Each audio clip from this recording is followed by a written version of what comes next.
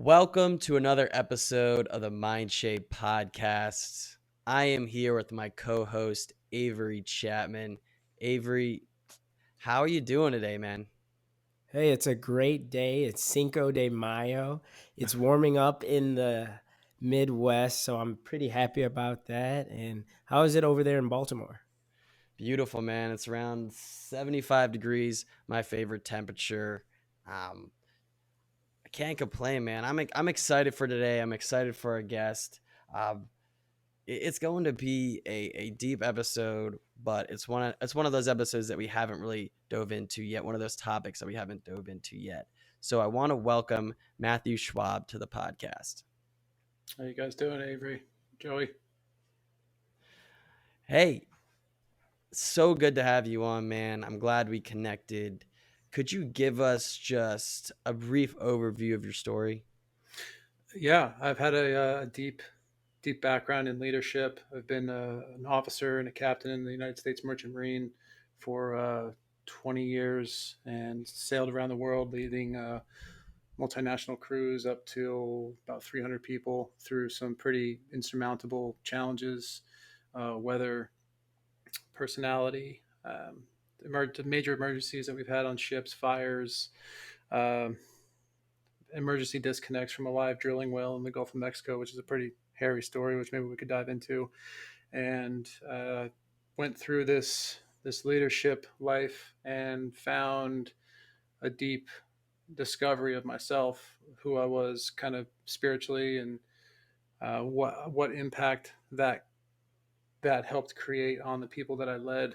And then life and COVID kind of forced me out of my comfort zone, and I created the Inner Voyager, where I now help people do the same thing, kind of getting out of their own way through my unique sea stories and stories of challenges and vulnerability.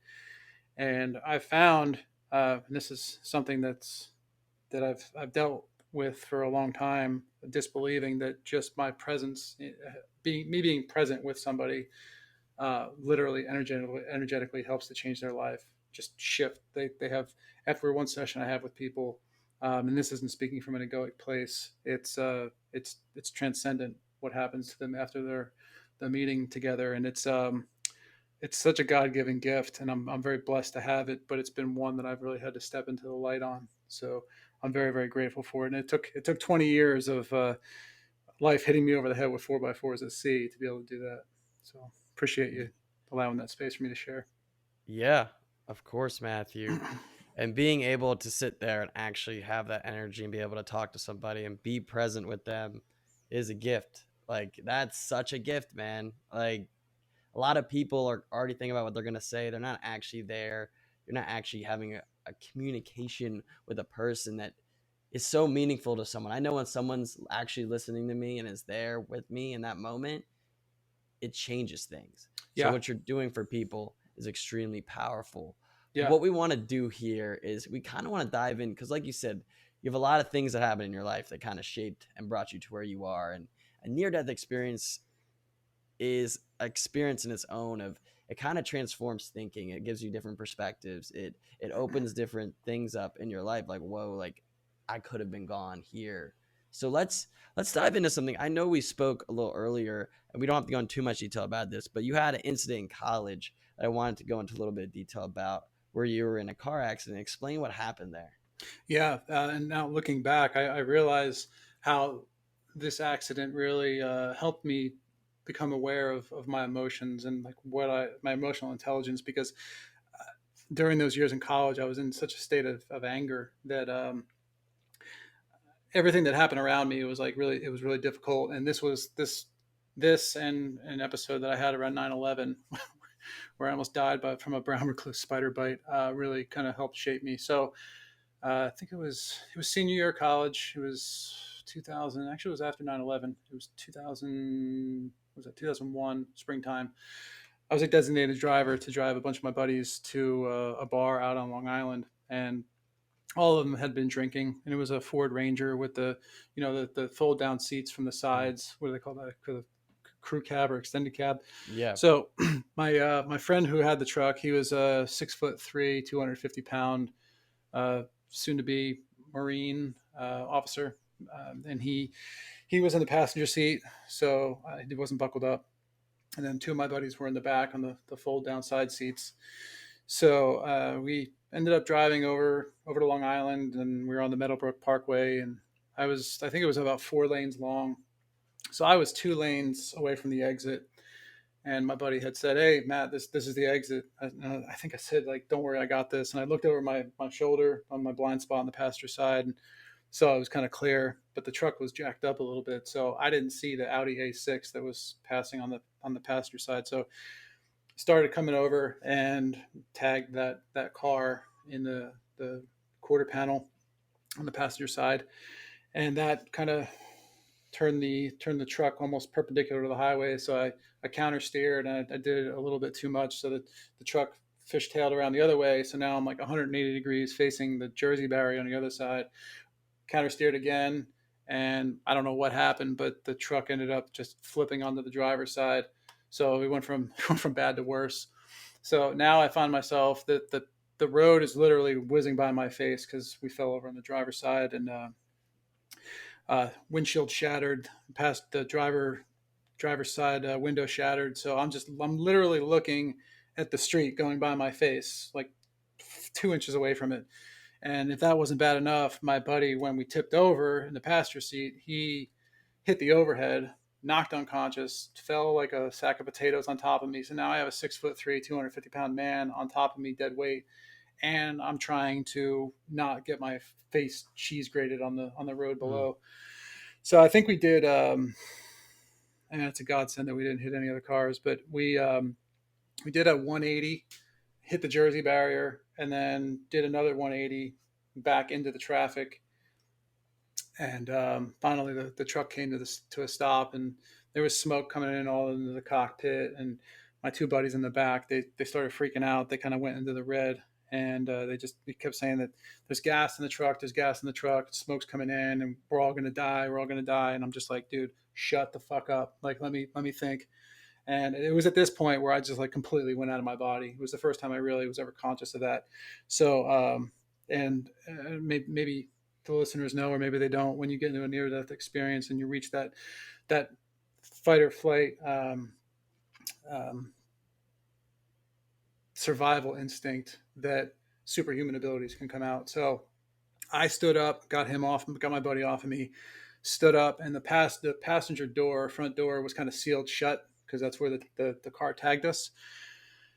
So I guess I laid my one shoulder into the door and got it open. So got out, and then I got out of the truck, and then went back in with one hand bending at my waist. I'm sitting on the floorboards. My waist is on the floorboards. I'm bent in. My legs are dangling off the underside of the truck that's sitting in the air, and I ripped my buddy out from the bottom of the truck with one hand, a 250-pound man, just straight out of the truck.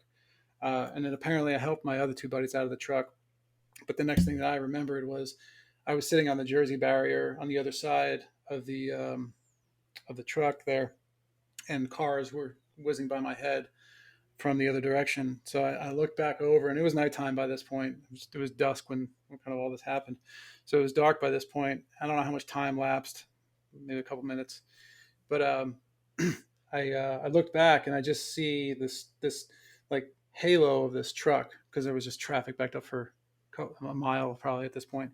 And I just see smoke coming up. And that's kind of when I came back into my body, and I was like, man, what just happened?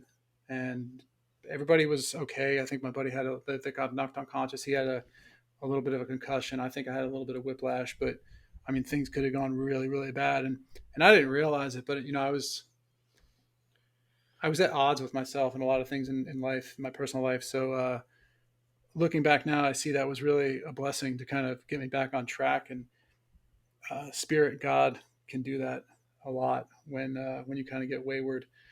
And I think that's a very important point to bring up to people, especially in these times of change and I'll say suffering with COVID and everything that's happening in the world. First off, I mean, that sounds like something out of a movie. Dude, it's just the tip of the iceberg. Right. I can imagine how many more details go into that story and what all happened. And even when you blacked out, I'm sure there are moments you don't remember, even just pulling your buddy out of that car. Yep. But in those moments, did you, like, let me rewind back. Were you always a believer in God before this moment? Or Oh did you yeah. go to church or anything? Okay. Yeah, I did. I went to church, but I think that's a really good topic, man. I put belief in many different relationships or vessels in terms of belief.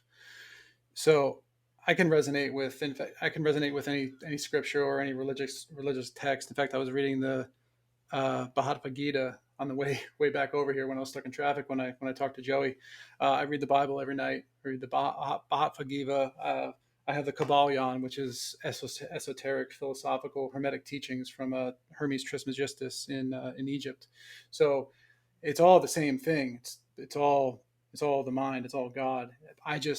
I've always felt that I have a direct connection with that, and we could dive into this too because when you have a near death experience, that's the closest you can get to God, and you realize that you are one and the same.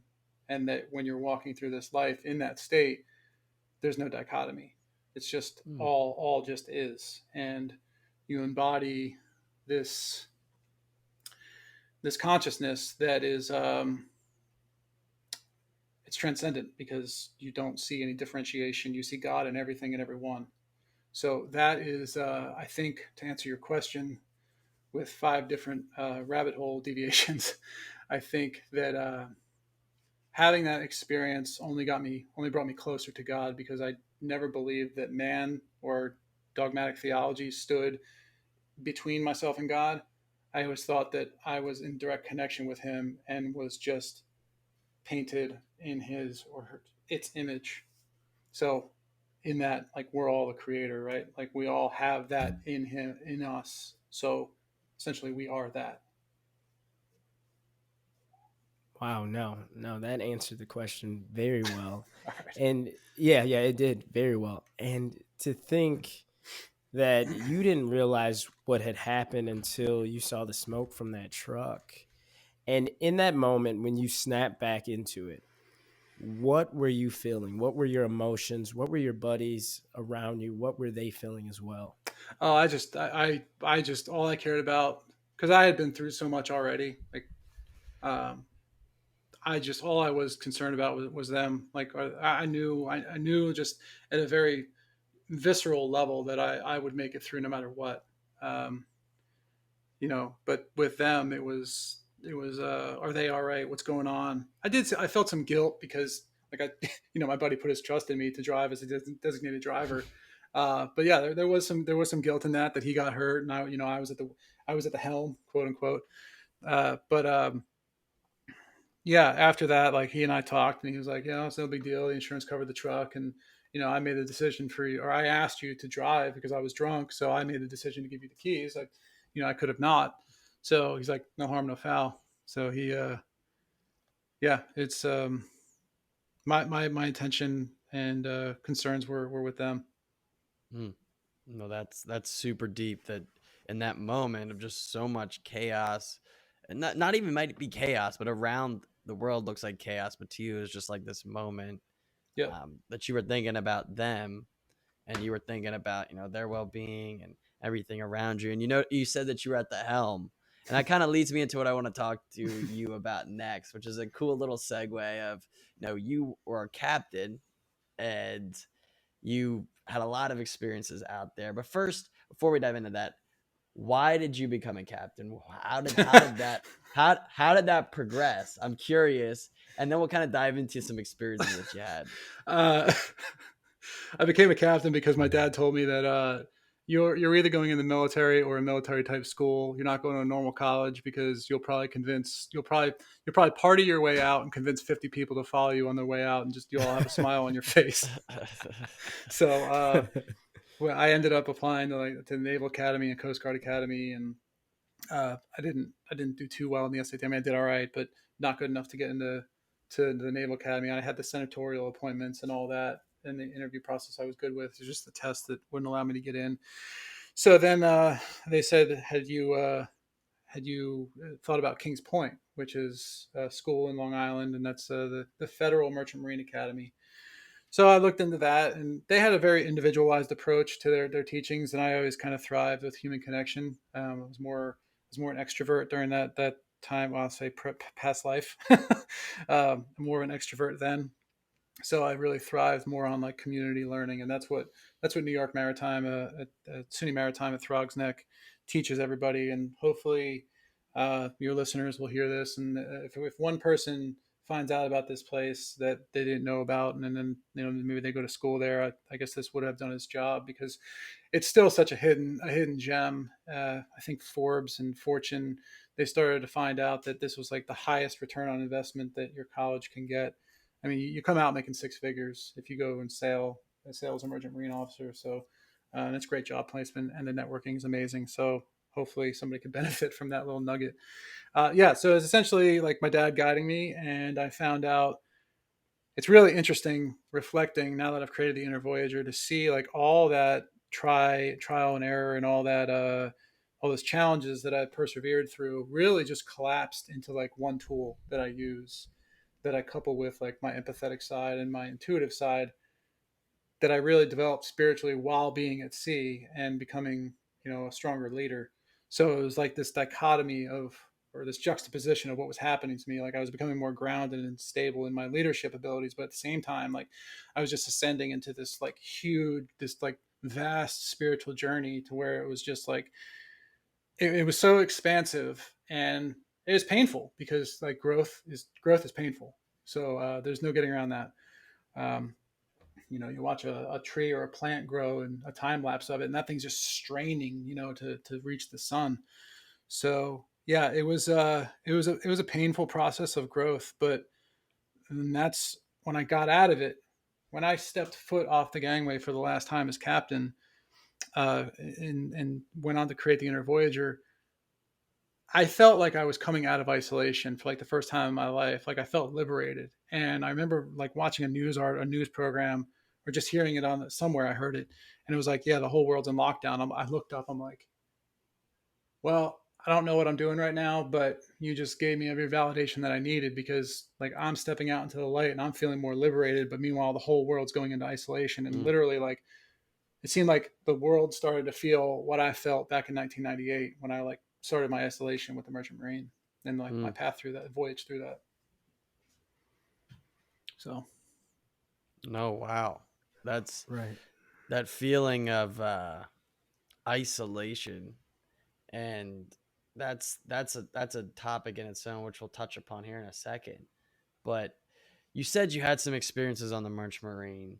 yeah, What was one of those experiences that, I well, like I said, this is a near death. Did you have near death experiences on the Merch I Marine? would say I would say I wouldn't say. I mean, there's a lot of situations that could be near death, like you get crushed by something, or but I would say there was some dire circumstances, Mm. borderline like life or death circumstances that I went through at sea. A good bit of those, Yeah, I mean, if you want to explain one of those, and because most yeah. people don't know the life of a captain, what you guys go through, that's not a topic that's widely talked about. So it'd be cool to give some perspective. All right. Yeah, it's a bit of a complicated story, because I have to give some technical details, but you'll kind of get the gist of it. And it takes, how much time do we have?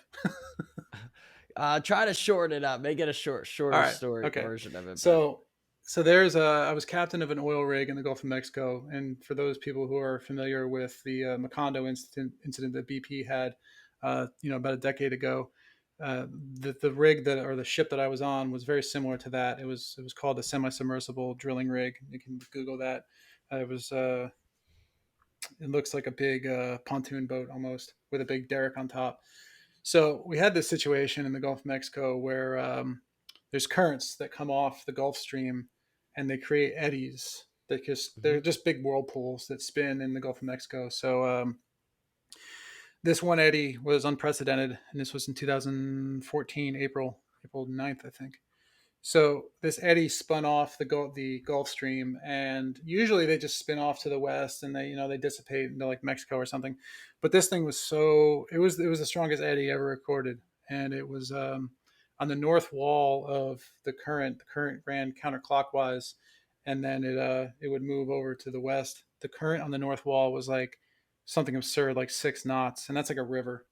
So this rig was connected a mile down below to a wellhead. So we are literally on this like gimbal that we were kind of like spinning Mm. around. And there's 2 thrusters in each corner of the rig at the bottom on each pontoon. There's two thrusters and 2 thrusters. So there's 8 total for redundancy. So these thrusters are kind of fed into an algorithm, and they counteract the forces of the wind and the current. So we had 5.7 knots of current, which is equatable to like 5.5 miles per hour, and 67 knots of wind. And what we didn't realize was that this eddy, the way it was spinning, it actually went into retrograde. Like it spun so much that it actually started to move to the east instead of the normal west pattern. And after this whole thing happened, a buddy of mine went to a meteorology class, and he called me up. He goes, and this thing was called Eddy Olympus. He said Eddy Olympus was creating its own weather system. I was like, what? He goes, yeah, that's why we had the 67 knots of wind that we experienced, because it was literally creating this like funnel that was just pulling all the pressure into it from the atmosphere. I was like, good God. So yeah, so we had to do what's called an emergency disconnect, which is you press a button, and like the minute you press that button, it's $5 million, like done, down the drain. So it literally like severs the drill string, the drill pipe from the well, and then like all that drill pipe falls into the well. It seals the well, and then we cascade off into the Gulf of Mexico with literally a mile long tail with us that I have no idea where it is. So we ended up doing the emergency disconnect, and we had to maneuver like the current and the wind were taking us directly into this production platform that was like a mile point 3 off our port bow, which is the left hand side when you look out the window. So and what was interesting about this platform was there was 8 anchors. It was anchored to the bottom down a mile, and there was 8 anchors coming off this thing that if you looked at it from a bird's eye view, these anchors extended 1.3 nautical miles out from the production platform. So there's this huge catenary of chain just sitting right in the column of water that we're going to go right through, that this mile long tail could potentially get hung up on. And the current and the wind, everything is pushing us in that direction. And we couldn't go the other way because we couldn't go off to starboard to the right hand side because there was a sea mound on the floor of the ocean. And they found that out because 3 weeks prior they kind of did the same thing, but it was a controlled disconnect. Mm-hmm. And they ended up ramming the drill string, that mile long tail, into that sea mound on that was off to starboard. So anyway, we started going, and we're literally in a river in the middle of the Gulf of Mexico, and we had to go into manual control. There was no automation left, and the guy did an awesome job doing it because we had 7 thrusters, 7 of the 8, and 2 ended up tripping offline. So we had 5 thrusters. Physically and logically, I have no idea how this happened, but we ended up just passing by this production platform. I think it was at about a mile. Like it was almost like God just took us, put us on a different trajectory because everything was saying that we were going right smack in the middle of this thing. So once we got past it, all is well and good, but I still have no idea where this mile long tail is. So for the next 45 minutes, we're all sitting there on the control house, like we can't do anything. We just keep going in the same direction, and we're just waiting for the whole rig to yank back because this mile long tail got caught. The mile long tail, which is filled with liquid petroleum, by the way. So if that thing like ruptured, it's an international incident. So Whoa. we're just waiting for this thing to get hung up on the anchor chains that are from this production platform. And dude, it was the most vulnerable I've ever felt in my life. Like I've had near death experiences. I've had people that are close to me try to commit suicide. Nothing like this was the most helpless I've ever felt in my life because it was like I have 120, I have 150 people on board here that I'm in charge of their safety, and I can't do shit. Like I literally looked up and I'm like, God, this is in your hands. Like I'm putting complete trust and faith in you because I'm just expecting like the whole rig to get yanked back, us to get hung up on these anchor chains, and I'm just like, I wrote it all off. Like 20 years or 15 years at that point. I'm like, well, it was a good run, and nothing ended up happening, and we ended up getting into safety. And the company, this was like a $2.2 billion project, and the company did not utter a word because we told them it was going to happen. So that was a very daunting experience, but it also had it had a huge spiritual side to it, and it was just it was it was crazy. So from start to finish, how long did this how long was this? Because I know you said from the platform, once you passed it about a mile away, it was 45 minutes. But from the beginning to the end? Oh, gotcha. I got you guys. Hey, life happens, man. My cat. It's all good. Hey, no worries, man. No Okay, worries. so from beginning to end, I think I was on the bridge at like 7:30 in the morning, Central Time, and then I think we disconnected at like 8:45, 9 o'clock, and then moving was probably 2.5, 3 hours by the whole three to 4 hours by the time it all was said and done, and we were at the safety. Oh my goodness. So Yeah, you're just you literally are vulnerable dude. for Like three or four. yeah, you've never been so far in the moment as just like, and like your ability to take in information at that point is like, it's. I get comedic when things get really really intense. Like when things get dire, like I get funny. Like I'll look to the guy to the right of me. I'll just be like, "It's a good run. It's a great run." Wow. Like just hang it up. And just some levity at that point just really kind of cuts the tension. But and I've had to do that like several times in my career. So yeah, just being so deep in that moment, and I really tying this back to the car accident. I have the ability to like I can literally like kind of come out of my body and see a situation in like 3D and spin it like from above. I can see the whole thing from above, and I can see like the relative motion of how the rig's going to go towards this platform or this or that, and it's kind of crazy, man. I did the same thing in that car accident. I literally kind of like stepped back from my body, and I'm like observing the whole situation and observing this truck kind of spinning down the road, and I believe that's our like natural state of being. To be able to do that, to have that intuitiveness and um, like foresight, because like I don't know, I believe we're spirits having a temporary human experience, and that's what all these dire life or death circumstances have kind of showed me. Wow. Wow, yeah. Do you remember that moment when you were like you put your hands up, right? Do you remember the prayer or what you said to God? Um, I had just said that let everybody get out of this for the or what was it?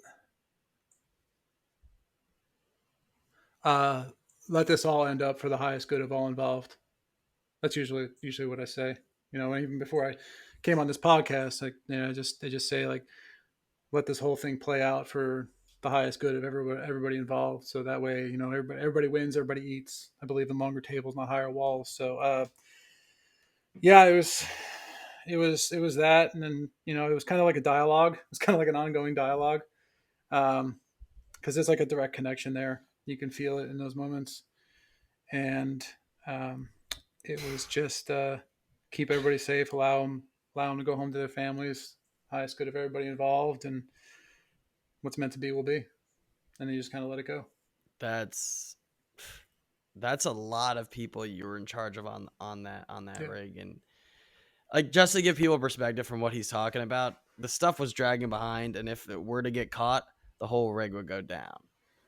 Pretty That's much. that's what he's saying. Like, if it gets caught going backwards, it's gonna collapse backwards, with that pressure, depending Yeah. on what it gets caught on. So that's what he's talking about, of the risk they were at, 'cause they have miles of chain, miles of anchors hanging back because they're connected to the bottom. Yeah. That other That's platform. I've fished a lot of my life, and been on boats and dealt with things, nothing like that, but I understand that that's a crazy situation that you didn't even out of nowhere. You're just like, what the heck's going on? This eddy comes out of nowhere, and I know what eddies are. We fish in them because they bring fish, and the fish travel through the Yeah. eddies up to up from Florida, off of Jersey. But that's a crazy eddy, man. Yep. That's ridiculous. Yeah. And to Yeah. have that amount of the knots of width, 67 knots, and Yeah. having the oh There was actually three bands of wind that came through, and it kept there was safety parameters that like we can go a certain amount of feet off the wellhead or a percentage of the joint that's holding that drill sting to the well, and there's all sorts of safety factors in it. But it actually happened three times, and I think it was 160 feet that we could come off the well if you were looking at it from a bird's eye view. And it was like first it was like 90 feet, and then the relative you could tell it wasn't going to go to 150 feet. And then the second band came in, and it was like 60 knots of wind, and then it brought us to like I think 130 foot off, and then you can tell like by 120 110 feet it was like, okay, it's slowing down, we're not going to get to 160 feet. And then the third one, it was like, man, it was just screaming. It was just like the dial, the numbers were just, you couldn't even see it. It was like, screw it, we're going. Like Wow. I knew by 100 feet we weren't going to slow down. And you said that emergency disconnects like $5 million down the drain. Yeah, when you press that button. And what's really interesting about it, because it's an electrical signal that gets sent down and then converted through a solenoid to hydraulic rams. It takes 28 seconds from when you press that button to when the signal goes down and it actually cuts, and then it sends the relay signal back up that you're actually disconnected. It's the longest. It actually ended up being 42 seconds. It was the longest 42 seconds of my life, because it was like, because at that moment the wind's yeah, screaming it's and ripping you everything's off. going on. Yeah. It's like that one of those in the moment things where it's like slow motion of 42 seconds slow mo of just like cut. Yeah. And that's for the game to start. Like that's where Yeah. we started, It was like I'm biting my nails at 42 seconds, and I'm like shit, I'm counting at 42, or I'm counting off here, and I'm looking at the clock, and I'm like, man, we're getting into the first quarter. Like as soon as this thing disconnects, like the fun didn't even start. Wow. So that's a crazy experience. that's actually the first time I've shared that on a podcast. So I'm glad to give the listeners value on that. Well, I appreciate that. Yeah, It's man. blowing my mind. That's ridiculous. It was funny. Like I look back and I kind of laugh now, because I had like all these crazy events happening at sea, and I'm looking back and my buddies are like, oh yeah, we're just over here chilling in Jebel Ali in Dubai or Korea, and I'm like, why the fuck isn't any of this stuff happening to you guys? Like now I see. I mean, I had a couple buddies that had some crazy like engine room fire type stuff, which that's wild. But no, it's like everything kept happening to me. I'm like, what the hell's going on here?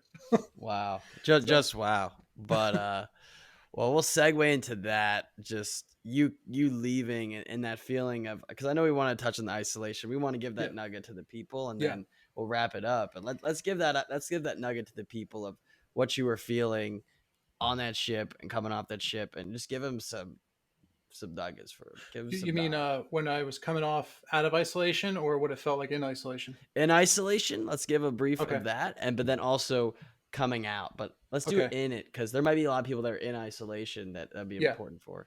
Okay, yeah. So this whole isolation thing, like what I have found through this life that I've lived in the Merchant Marine, is that there are literally levels to everything. And when you allow yourself to be vulnerable to feel a situation in life, like that's you evolving, that's you growing. It doesn't feel like it, because you're constantly in that like darkness, and you're in that fog, and you can't see your hand in front of your face.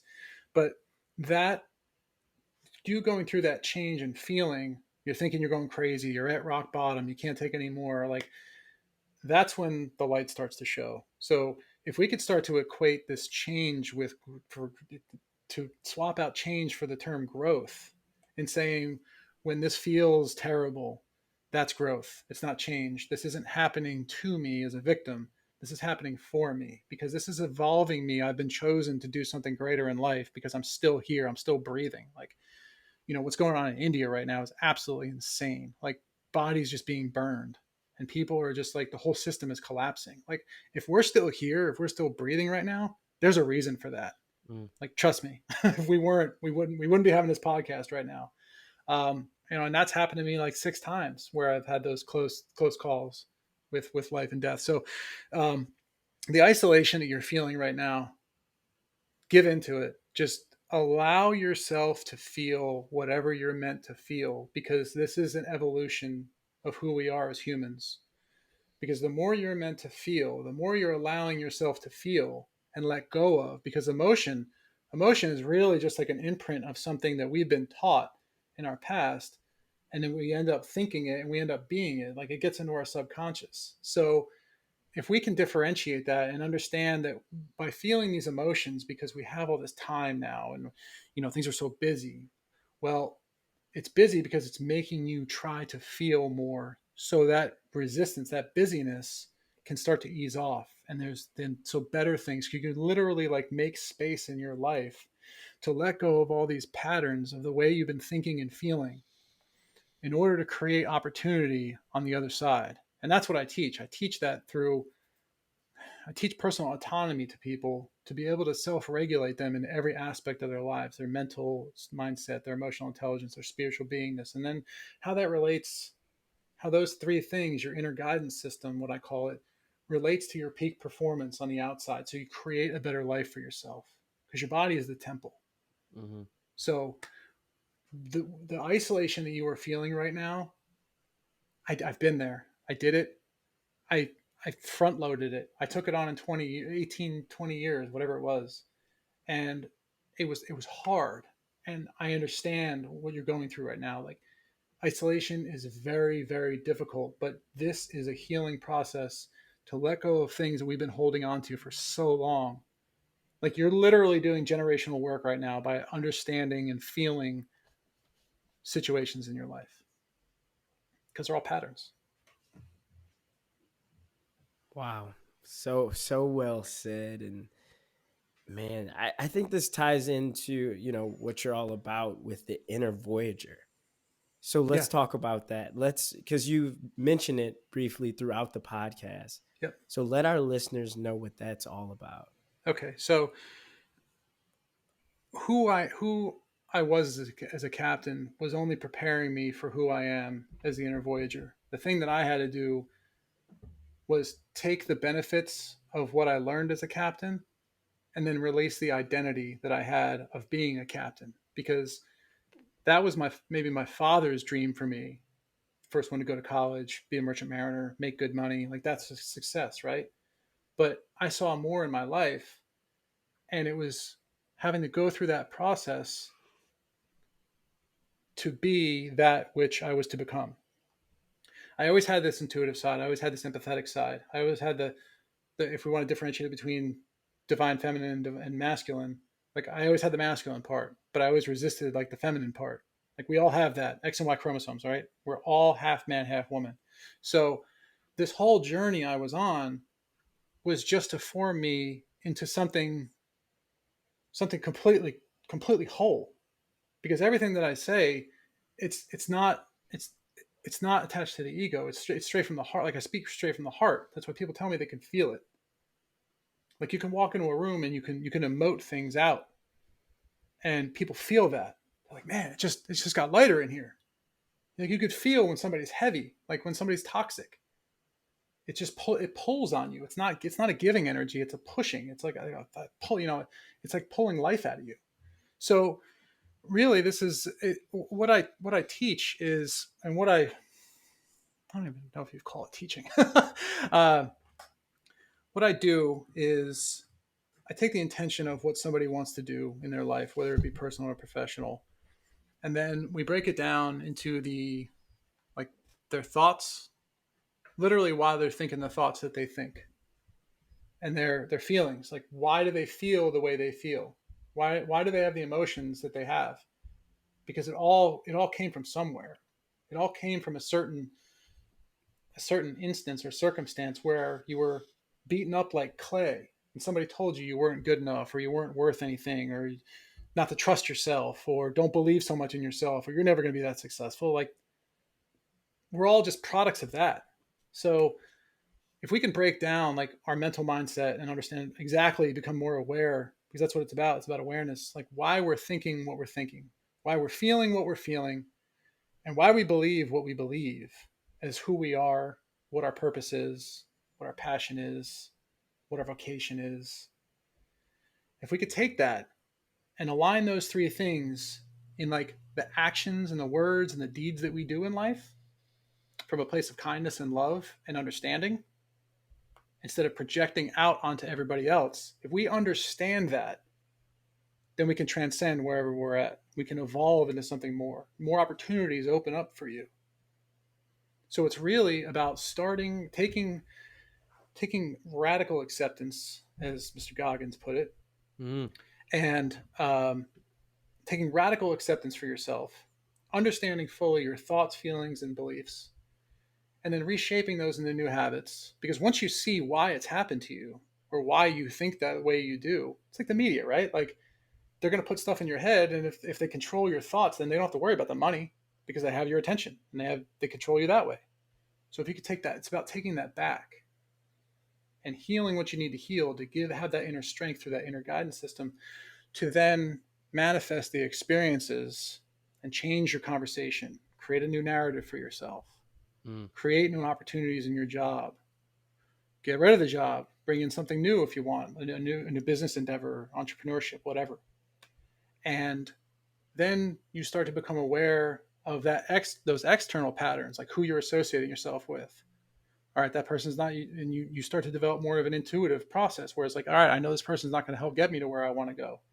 So I need to pivot. I need to move to a different direction. It's about becoming a new way of being. Wow.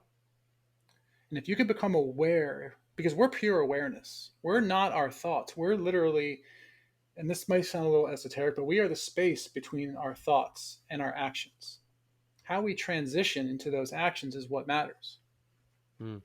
Wow. Because if you're typing an email, or if I text you and I say, oh man, I'm sorry, we got to reschedule the podcast. I'm stuck in traffic. I don't know if I'm going to make it. Oh shit, Matt just rescheduled. Now I'm tripping offline because everything's all screwed up. Like, all right, that's when we stop. That's when we need to become aware. Okay, I've done this before. I've done this pattern before. Now I'm going to break it. And I'm not saying you. I just use that for happenstance. Stuck in traffic. Shit, I'm always stuck in traffic. The traffic didn't do anything to you. You probably just heard that from your father, and you started to take it on yourself. Wow. Right. So anyway, yeah. So you take all those things, your thoughts, feelings, beliefs, through like your mental mindset, your emotional intelligence, and your spiritual beingness, because there is that spiritual context to it, and a lot of people are disconnected from that. And then you just kind of reform that, and you take a look at all aspects of your life. And then when you have the willingness to go to the past and see all that. Now, like, we can be vulnerable because we've done all that inner work, and you get that strength. Now you're able to like project yourself on this trajectory that's just insane. Wow. I relate to that a lot. Everything you just said. It's ironic though, when you were talking about how you said you had to reschedule and you messaged me. I've been through this same pattern before of people having to reschedule and do different things. And I've been through that sorrow story of like, dang, like we really wanted to have this happen today, where I just dwelled on it. But I started to rethink and say, you know what? Usually when I'm able to call them and talk them through like maybe a transition to it tomorrow or maybe later today, because you don't know on your end, you don't know what our availabilities are. So we communicate, and I change the pattern of like, all right, I'm just going to call them and understand instead of just be like, oh, woe is me. So I kind of changed that awareness in my head. So it's ironic for that moment. I'm going to completely trip you offline right now. I felt the moment when you read that email. I don't know exactly when it was, but I felt a shift. And I was like, oh man, he's probably feeling like troubled, or he's like, I felt it. And then as soon as you called me, you were like, what's going on? I'm like, oh man, all right. And then I started to feel the shift in it. It's crazy because, and people are like, oh, that's nuts. Like that can't happen. Yes, it can, because we're literally connected. Like the moment we connected on, Matchmaker FM, we created a connection. Yeah. Now it's how deep do we want that connection to go? Wow. Yeah, it's so crazy. Because when I did read it, I did feel like a sense of just like, man. But I knew, like, I know myself enough, so I looked at myself and said, okay, this is what's happening. Let me give him a call and see what's going on. Like, what's happening? So that's really ironic. And in my life too, I'm not where you are, but I've learned how to kind of see myself from a bird's eye view and gain this awareness of like, hey, like this friend's not it. Like, we need to make a Yep. change. Or in a job, like, I start to see myself of like, what are my old patterns and habits, and see like, well, these aren't working for me. How do I change this? Like, it's not permanent. It's that awareness. Awareness is Yes. so key. And like, that's what's brought me to where I am today, even with this podcast. That Yep. isolation I went through, we talked about, helped me get here. Yeah. And so it's about how crazy. you take that suffering and that shame and that guilt and then redirect it. Because Yep. in the past, like I've always felt guilty for canceling on somebody or having to reschedule, because I took ownership of it for so long. Being a captain, like I was always responsible for everybody else. But now it's like, if I can't do it, I can't do it. It's like there's traffic. I can't. Luckily, it loosened up and we got this down. But it's all I can do is just say things for what they are. I can't Yeah. be responsible for how somebody feels when I say it. I just say it. Whenever I say something, as I said before, like I intend that it's for the highest good of all involved. So now looking back, we could see it was because we're having this conversation about connection and awareness. And it all ties together. It's crazy. It all ties It's together, crazy. dude. It's And crazy. I'm sorry, like, this is crazy to me, because like that's how I felt. I was just like, I gotta call this guy right now. Usually I wouldn't call somebody if they can't or want to reschedule. I'm like, I gotta call him and see what's going on. And I hope the listeners feel that right now, because I felt it. Like, it's literally all connected. Yeah, If you're suffering in your job, like, ask yourself why. And we'll talk about why in a minute, but why is the most powerful question you can ask yourself. Start asking yourself why, and then your attachment to things is going to start loosening and opportunities will open for you. You have to do some hard work. And it sucks sometimes, but that's why there's people like me, because I could take you to the edge of that cliff of fear, and we can look off down it, but you're going to feel a sense of support, because I've been through all that shit. Like I didn't even get into half, like the tip of the iceberg of what I've been through. But yeah, it is all connected. And another thing that I help empower people to is stripping down that wall between the personal and professional, because it's all the same thing. The troubles that you're seeing in your professional life right now mimic the troubles you're having in your personal life. You just don't see them. You go take a look at a CEO's desk in his office. Chances are it's going to mimic how organized his closet is at home, or her. It's all connected. It's a pattern. Just like you said, it's all a pattern. It's all a pattern. It's just, what level do you see that pattern at? Who is it? Lil Wayne or Drake said, we all walk the same path but have on different shoes. We all live in the same building but have different views. Spit. Wow. Put that dude.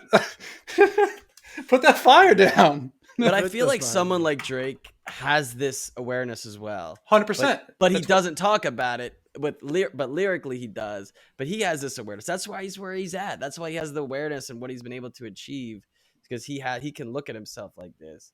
Which it's a whole topic we could run down. I mean, it's crazy. I mean, we only have so much time with the podcast. Yeah, but and we're already over. But I'm good. I got time. But yeah, man. I mean, if I told you where I was going to be in a year, you'd be like, "Are you kidding me?" No, I'll see you there. Enjoy my trajectory. Wow. Yeah, and I wish the same for you guys. And all the listeners. Because if I wish anything less for you or the listeners, then I'm wishing that on myself. Yeah. No, we have big goals, but we've only come this far because we've been able to look at it from those different levels of awareness. Because when we weren't getting any downloads, we didn't know where to go. Like, we were so lost of like, why are we doing this? Like, we had to look at ourselves and like, why are we doing this podcast? What's the purpose? What's the meaning behind this? Like, why for us personally? Like, what impact does this have on us? Like, how does this even relate to us? Of like, what's going on? For me, it was a lot of traumatic experiences of like me sharing my story, me wanting to help other people. Avery wanted to help other people. So this has been really informational, definitely for people that are going to listen to this. And even for me, of our moment we had of our connection, even just scheduling this is really cool. But wow, we got to do like another podcast separately of just, we could just talk about this stuff for a little while. Right, exactly. Yeah. We could schedule that out, because this was really good. Yeah, absolutely. The sea stories are really, I was working with my mentor last week, and And she's like, I've learned the greatest amount of lessons from women in my life. That's a whole nother topic, dude. We got Yeah. to do a podcast on that. She told me, she says, this isn't about the inner voyager. This is about you and your stories, because you can say the same thing about awareness that everybody else is saying, but the minute you put down a C story, instant credibility, because you were isolated and because you dealt with all that shit, and it's real and it's authentic. She said, "That's it." She says that's what's gonna put you on TV on Good Morning America. That's what's gonna put you on whatever show you want, because you walked that path. It's that it's so real, man. Like, I strongly believe that every story has its own meaningful impact for the 100%. world. That's why we do this. Like, that's why we go deep, but we get real. It's like every story has a meaning, can impact one other person, and that's what matters. Because there's a meaning. Everything has meaning. I believe everything happens for a reason, which is why we're doing this and why we're here and why it actually worked out for right now. Yeah. Exactly. This is awesome. I'm just thankful. We have to wrap it up, but I'm just so thankful for you coming on, sharing your story, getting vulnerable with us, talking about isolation, talking about your near-death experiences in college with the car, with that the ship story of just you having to disconnect, and it just blows my mind. I can't wait to go back and listen to it when I edit. I gained some more knowledge on it, but I'm glad you shared that. I know you said you didn't share it before, but thank you so much, Matthew, for coming on the podcast and sharing everything you have today. Yeah, absolutely, guys. It was a pleasure. I'm actually sweating right now, so that's is a good one. It's passionate when you start sweating. You know it is. Exactly. I actually just got back from the beach surfing, so maybe that had a little bit to do with it. But yeah, I'm good and primed right now. Hey, So, where can people find you? On Instagram, social media? Where can people find the Inner Voyager at? dude, that was the most nonchalant professional plug I've ever heard in my life. Like, that was so just conversational. I loved it. Hey, just in the off chance, like, where can people find you? Dude, that was cool, man. I like the way you guys opened up too. It's just very conversational, very it was cool. It was really cool. I appreciate that. Yeah, so on LinkedIn, the Inner Voyager, actually Instagram, LinkedIn, Inner Voyager. We have the Inner Voyager Experience podcast out. That's on all platforms, and you can listen to it on the site www.theinnervoyager.com. We're creating a community surrounding this to help people become personally autonomous and create these voyagers, so they can create the lives that they want and know that they're not alone. So yeah, the community is opening up, and we're gonna be doing summits and retreats and all that. So it's big. I'll say it here. It's beyond Mind Valley. Let's go, man. Let's go. I love the ring of Inner Voyager. I really do. I love the ring of that. So many experiences, so many stories, so much good you're doing for the world right now. Man, Appreciate it. just thank you. Thank And you. again, thank you for coming on the podcast and giving our listeners so much to listen to, so much good stuff. It's amazing. Absolutely, guys. No problem. Thank you for having me. I'm very grateful. Appreciate it. All right, guys, that ends another episode of the Mind Shape podcast.